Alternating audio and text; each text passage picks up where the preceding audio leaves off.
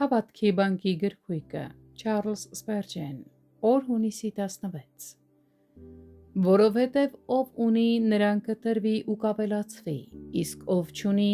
նրանից ունեցածն էլ կվերցվի։ Մատթեոս 13-րդ գլուխ 12-րդ խոսք։ Երբ Տերը մարդուն շատ շնորհ է տալիս, նա ավելի շատն էլ կտա։ Փոքր հավատքը նման է սերմի կամ սկզբնական գրավի, որից ավելի մեծ հավատք կարող է աճել։ Սակայն այդ հավատքը պետք է ոչ թե մակերեսային լինի, այլ իրական ու ճշմարիտ, որքան կարևոր է, որ մեր հավատքի կյանքում ամուր հիմք ունենանք, այլ ոչ թե շատ բան խոստովանենք կամ ցույց տանք, մինչդեռ իրականում ոչինչ չունենանք։ Որովհետև մի օր, եթե մեր ունեցածը միայն արտաքին դավանություն է, նույնիսկ այդ դավանությունն էլ մեզանից կվերցվի։ Այս նախազգուշացումը նույնքան ճշմարիտ է, որքան խոստումը։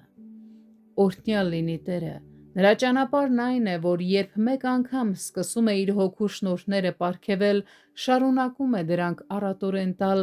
մինչև այն մարդը, ով սկզբում քիչ ուներ, բայց այդ քիչը իսկապես ուներ, հասնի առատության։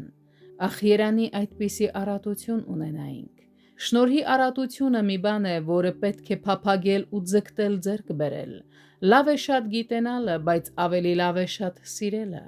Հրաշալի կլիներ ունենալ Աստծուն ծառայելու մեծ հմտություն, բայց դրանից ավելի լավ է ունենալ հավատքի առատություն, վստահելու Տիրոջը թե հմտության, թե մնացած ամեն ինչի համար։